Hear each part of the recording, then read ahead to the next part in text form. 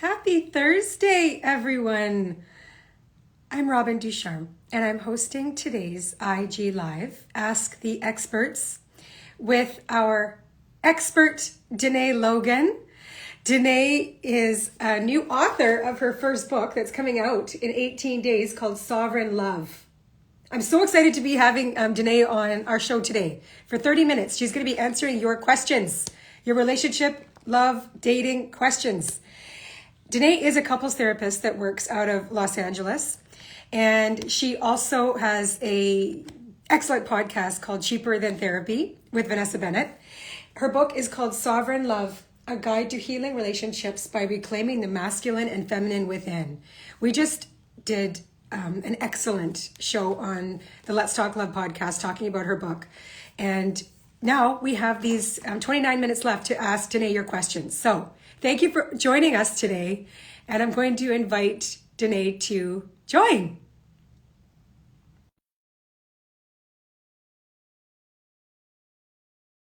And put your questions in the chat.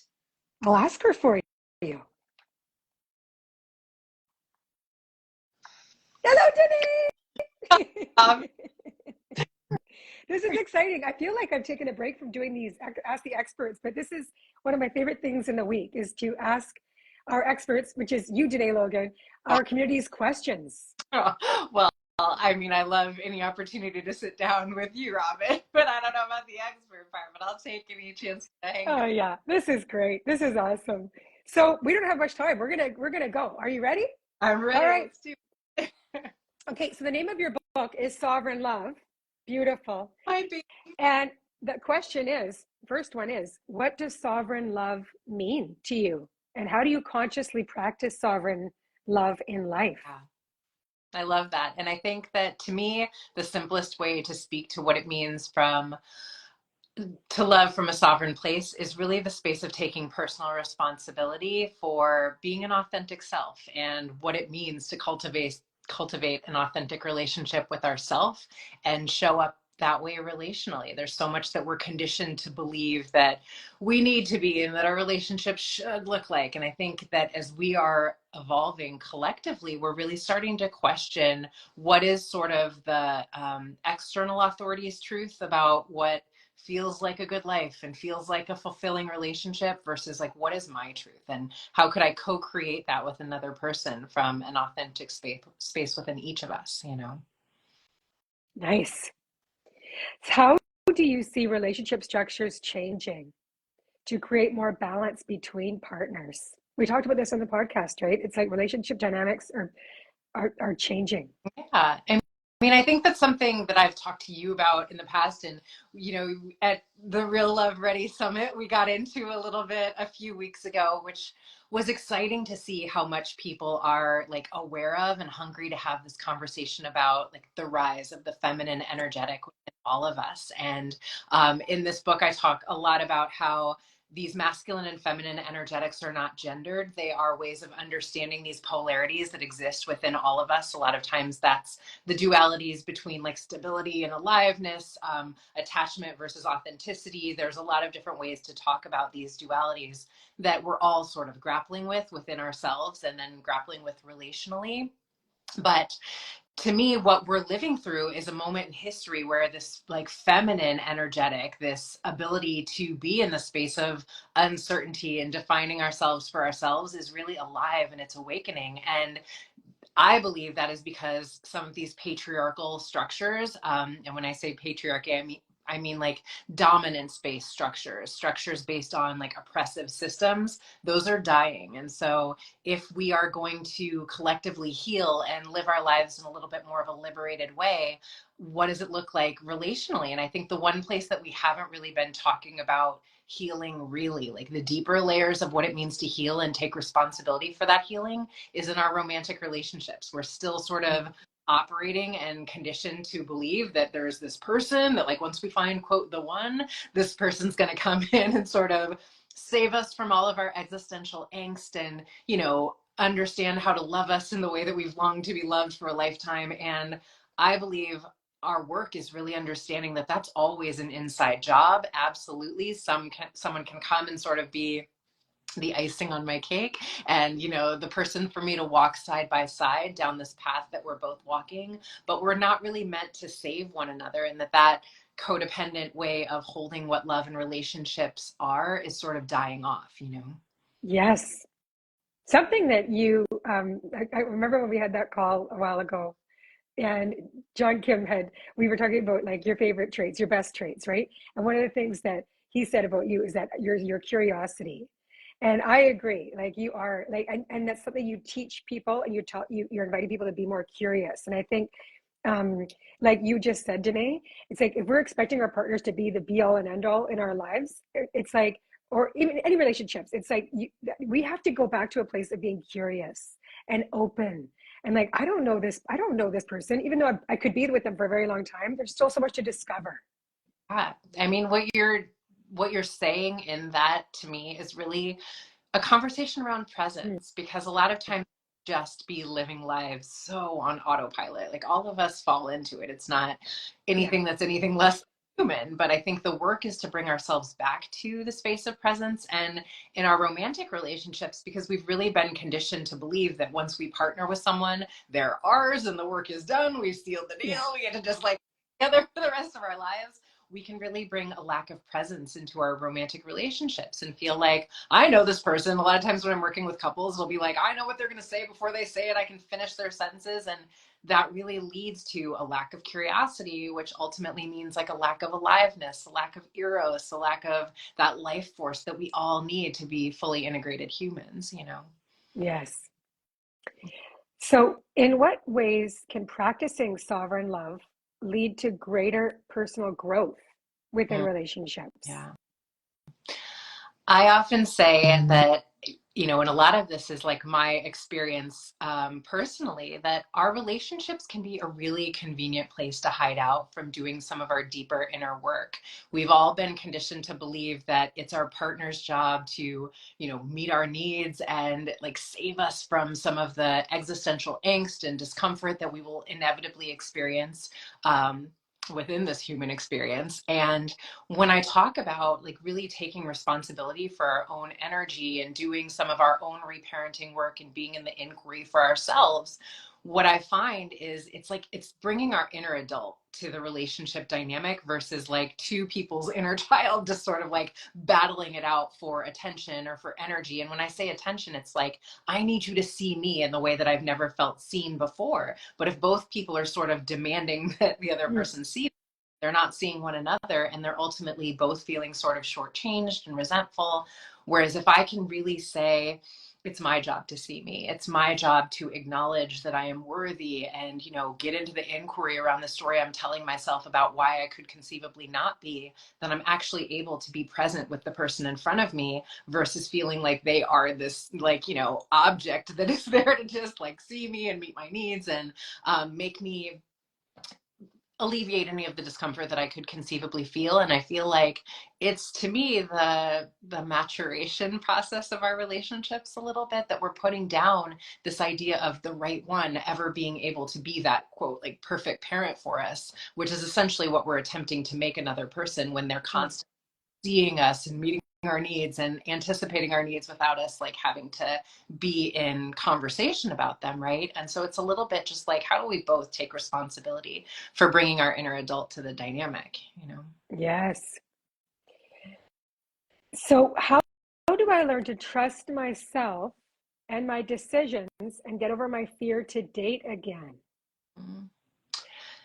Well, what I really love to ask clients, and whenever there's this thing of like, I don't know how to trust myself, a lot of times that's the anxiety that like things won't be okay. And so if it's like, I'm afraid that I'm going to be hurt again because I was hurt in my last relationship dynamic, what I'll ask the person telling me that to do is like, and then what happened, right? This person hurt you, you were betrayed, they left, whatever the thing is that happened. And then what did you do, right? And it's like, well, all of a sudden I went to a bunch of yoga classes and I got a therapist, and they start telling me about all the things they did to take care of themselves, right? And I'll be like, oh, so it sounds like you were really there for yourself, like you were able to show up for you and take care of yourself well. And so I wonder what you would do if that were to happen again. Probably something really similar. I think a lot of times the reason we feel like we need to control life and control outcomes is because we're not willing to trust in the unfolding of life. Mm. And just like that, all of these experiences are happening for us. They're sort of like what I like to call the fires that we're chiseled in to become the people that we are meant to become. But yeah, the point of life was never to just sort of like come into these bodies and never feel any discomfort and avoid that at all costs. So yes, like putting ourselves out there and dating again is making ourselves vulnerable to being hurt again, right? But that's the part of like feeling the aliveness of life, right? Like we can't experience the life force and the eros and all of the good stuff if we're not willing to like get out there and let ourselves feel the possible discomfort that comes with that as well, you know? Right. So, Dené, that same idea of trusting yourself, you know, I imagine there's a lot of people that are dating and they were in a dynamic that wasn't the best. It wasn't a good relationship, and it's over now, but they're like, I don't want to find myself in another like unhealthy, unnurturing partnership.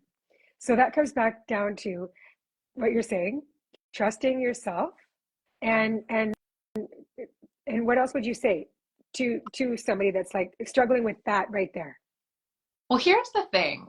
There's so much about the way that we're conditioned that teaches us to sort of disconnect from our intuition, but our Mm, intuition is there. Like if someone tells me about a relationship dynamic that ended where they were really disrespected or there wasn't a lot of reciprocity or you know whatever it was that they were longing to feel that they didn't feel, I'll sort of ask them to tell me more about that dynamic. And there was always a point where I knew, but I talked myself out of it, right? I said like, oh, I'm making a big deal of nothing, or this person's doing the best they can with the tool, like whatever. There was some way that I, because I've been conditioned to do this, talked myself out of my knowing. But I always know, like that's the part of us that needs to say like, no, I actually like my intuition is good, my inner wisdom is really really solid. It's just me sort of unapologetically trusting my gut, and that sometimes that'll mean that like you know people will be a little disappointed in me or not understand why I'm doing what I'm doing or say like,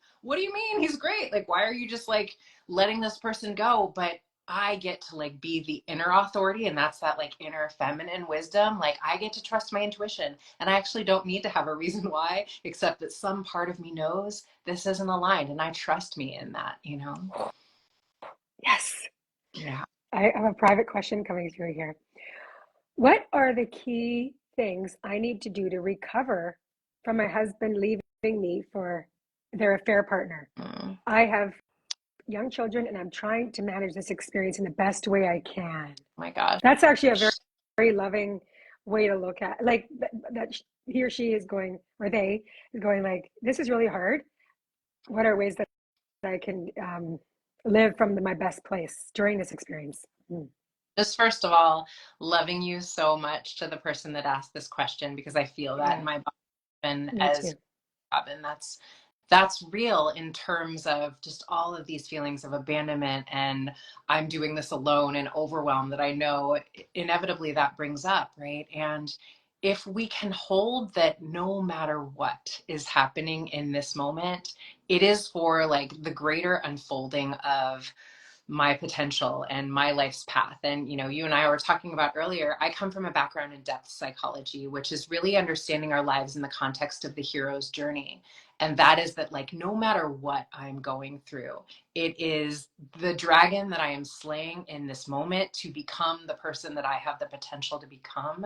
And so I really want you to, as you're, you know, speaking of the person that asked that question, I really want you to, as you're holding yourself with so much compassion for everything that, of course, you are feeling, and you get to feel the rage, the heartbreak, the overwhelm, all of it. Mm, So, holding one that you will never be given more than you are equipped to walk through. That's just what I believe. But also, how do I hold who I want to be in this moment as like my North Star? And in every moment, we are choosing between fear or love. And so when I feel myself overwhelmed with the feelings of fear of what this is going to be, what I won't be able to handle, whatever the story is that I'm telling myself, I want you to ask yourself, but what would love say in this moment?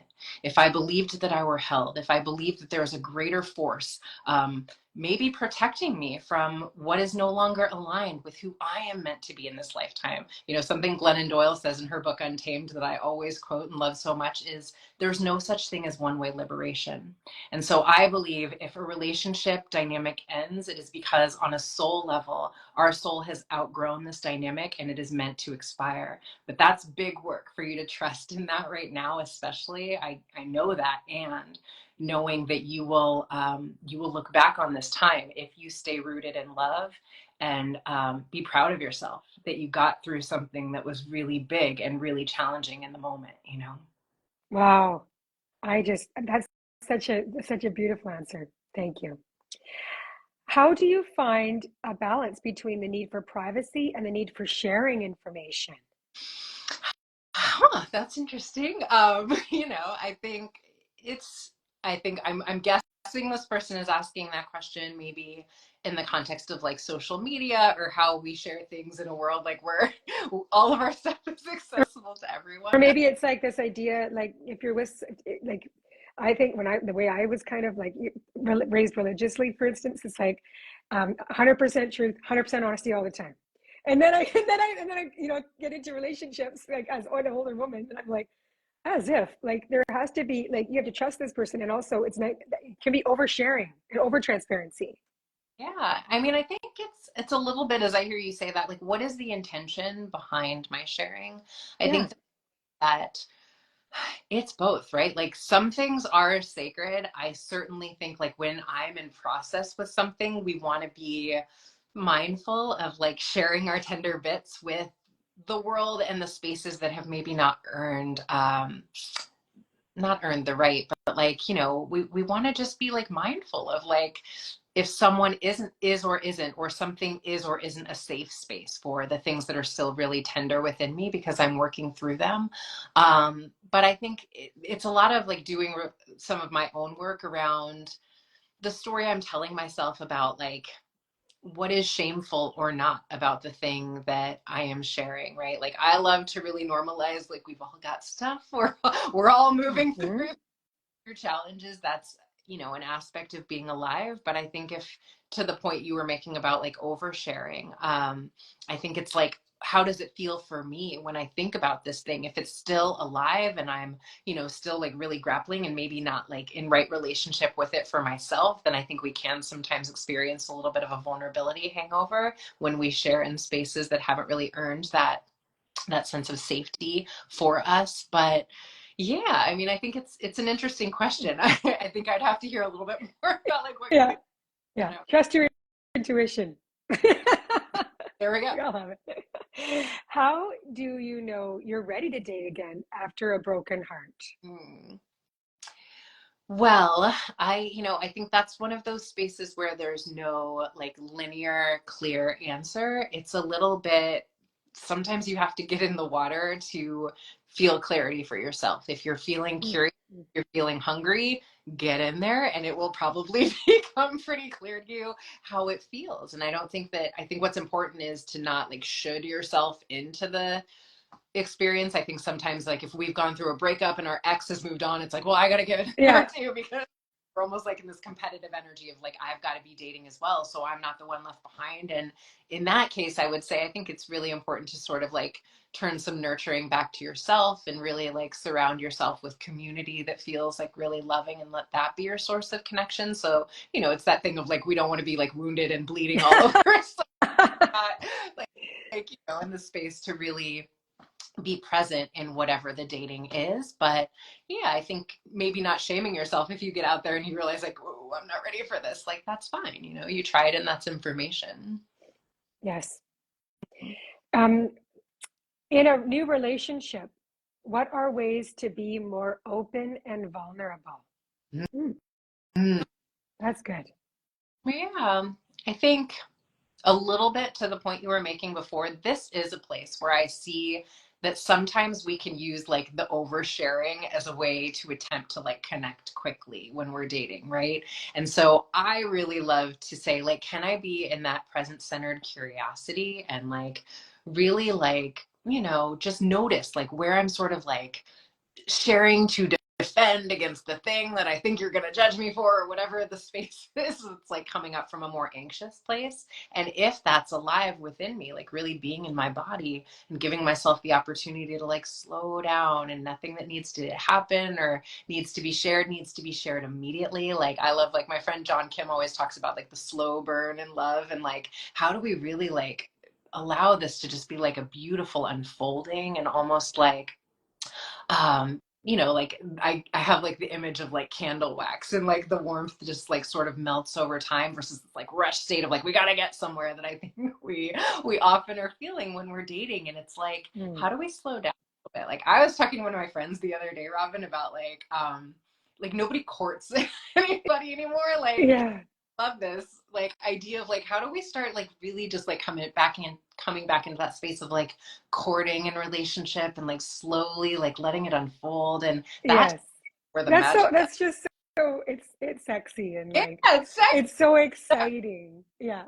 Like I'm in a new relationship and it's going great.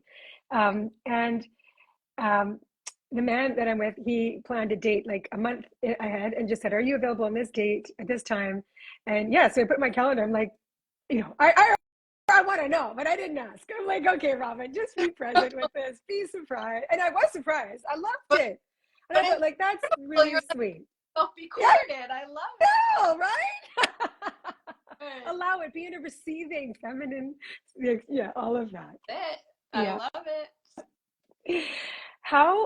Okay, I wanted to ask you this question because I was meeting with this amazing woman yesterday, and we were talking about how she is this strong, independent, single mother of two boys. And she's like, all right, like, how do I come more into even just in my life and in my relationship with my sons or everybody in a more feminine way? Big breath. Yeah, I felt that even as you were saying the words, I think, because if we're talking about this in the context of us as women, a lot of times so much of what we've been conditioned to do is to really like wear what I love to call like a wounded masculine armor of like, I got me and I don't need anybody and I can handle this. And Yeah. a lot of survival for a very long time to keep ourselves safe, and putting some of that armory down can feel tough and really scary. So deeply feel that question. And I often say, I think we really underestimate the amount of strength required to soften. I think softening and allowing myself to come back into the space of like embracing my like playful little girl energy and my like ability to trust in life and embrace the wonder has been the thing that has required the most strength in my life, to be honest, because it really requires surrender into like trusting in life and trusting the unfolding, and that I'll be okay no matter what. And so, yeah, it requires like the most strength to me to be soft and to allow ourselves to be vulnerable, um, and know that like even if I'm hurt, even if things sometimes sting, I'll be okay. But I got my back, right? And yeah, I think it's just like really reframing the way that we think about softness, because it is not weak at all. It requires a tremendous amount of strength. Oh, somebody in the chat saying, I want to be a soft girl again. Yeah. Yeah. We can all do it. It's just, what are some like, can you think about like little baby steps? Like things that are just would it be just like adding more time in our days just to rest, not Yes. be so freaking scheduled and busy, and like what can you do about play and just bringing out your playfulness You again? know, it's so funny, Robin. I used to like struggle with the word play. Like it used to like, I don't love play. Like Who's got time for play? my armor was thick, right? And I think to me, like what was like baby steps was like really like thinking about who I was when I was younger, and like the little girl in me and like what she loved. And so I did this thing of like turning on music that I used to love when I was a little girl. And I used to love musical theater and like Les Miserables and like, like all of these musicals that I used to dance around in my bedroom when I was a little girl and listen to by myself. And so I turned on some of that music when I was like really attempting to like reclaim some of like my lost feminine energetic, right? And I was amazed by the extent to which like I recaptured and like reclaimed some of that feeling and that energetic within me. And I think we can do that in so many ways, but it's a little bit of what you're saying. It's like putting down some of the shoulds unapologetically, allowing ourselves just to be and knowing that we can't get it wrong. Like we came here to learn, like all of it is beautiful. It's like the exploration in this life school. But that requires just like holding ourselves with so much compassion and grace and saying like, yeah, we get to be in the exploration. Like that's what we came here for. Yes, Mm. love that. How do we determine whether we are encountering our own wound versus misalignment with our partner? Ooh, good question.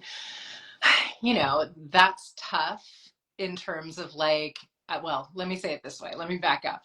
I think we are always being like shown our wounds, and we can tell because of the activation that comes up within me. Mm. We are only able to be in control of ourselves. That is the energetic that we're able to take responsibility for. And what I love to say is like, take responsibility for your energy. And that's the beautiful thing about these polarities that I write about in this book. Because we are energetic beings and we are all connected, inevitably, as I take responsibility for my energy, it starts to shift the energy of everyone else around us. But we have to authentically take responsibility. It's not like I'm going to take responsibility for my energy so that you'll, so that I can shift your energy. It's like, no, like I am 100% responsible for me. What you do is not my side of the street to keep clean. I'm not in that, but I will take responsibility for being at the vibrational level that I want to be at. And I find that those around us either rise to meet us in that vibration, or the relationship changes form, or we have a conversation, or whatever needs to happen happens. But it's really about noticing whatever energy my partner is in, or whatever energy I feel challenged by. What is it showing me about me that this is hard for me to tolerate? Mm. That makes sense. Yes, really like that. Can you explain what interdependence means and how can we cultivate it? Yeah. So, you know, align with that idea that we are all connected. I think there's so much about the societal paradigms up to this point, and this is something people feel really challenged by, that I say a lot, and that like I believe we're all kind of codependent. I think Mm. there's so much about what we're taught to believe about love is that like I'm okay if you're okay, and like really when we think about what codependency is, it's sort of like we self-regulate our internal world. By like attempting to control other people, right? Like I self-regulate by like making sure you are sort of compliant with what I think you need to be in this moment. And so when we think about what interdependence is, the way I like to talk about it, and this is something I actually learned in a parenting book many years ago, and I was like, oof, that to me is like the essence of interdependence is I can't fix it, but I can go through it with you. So it's sort of just this idea of like, I'm right here by your side. But when I attempt to fix or control or manipulate you, this situation, who I feel like you need to be in this moment for me to exhale and feel okay in my skin, I am robbing you of the opportunity to do that work for yourself, of some of the lessons that you are meant to learn. It's a way that we're sort of, I believe, stifling our growth in relationships a lot of times, where the interdependent path of relationship is like, no, we're traveling this path together. We can be supportive of one another. We can be the beautiful witness of one another in our journey and our growth and evolution, but we're not fixing, we're not saving. That's not actually in service of the other person. Yes. Wow. Well, thank you, Dené Logan, for being with us today and answering all these amazing questions. Thank you to our community that asked these. Those are great questions. Oh, I'm holding up your book because it's coming out on May 23rd. Can you believe that? It's been a long journey for you, waiting for it, but now it's like just days away. So I hope everybody picks up Dené's book, because we just talked about it on the podcast. There is just so much in here.